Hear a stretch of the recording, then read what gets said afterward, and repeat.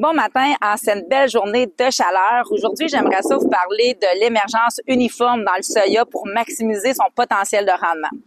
On a toujours parlé de l'importance de l'uniformité d'émergence dans le maïs. Puis dans le soya, c'est pas tellement grave parce que les plants de soya sont capables de compenser.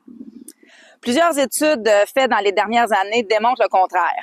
Démontrent que les soyas qui vont émerger à l'intérieur de 3 jours n'auront pas réellement de perte de rendement associée avec le délai d'émergence, mais qu'il y a une perte de rendement associée dès la 4e journée. Les soyas qui vont émerger, les premiers, auront une plus grande surface foliaire dès le stade végétatif. Ils vont garder cet avantage-là tout le long de la saison. Les soyas qui ont émergé plus tard, à travers leur plasticité, vont compenser en réduisant leur diamètre de tige, en augmentant la distance entre les nœuds pour être capable de rattraper la croissance des premiers soyas émergés. Un soya qui a moins de nœuds est égal à un soya qui a moins de gousses. Un soya qui a moins de gousses, c'est égal à un soya qui a moins de rendement. Dans les études, ils nous parlent d'une perte de rendement d'environ 10 à 15 % sur les plants émergents en retard.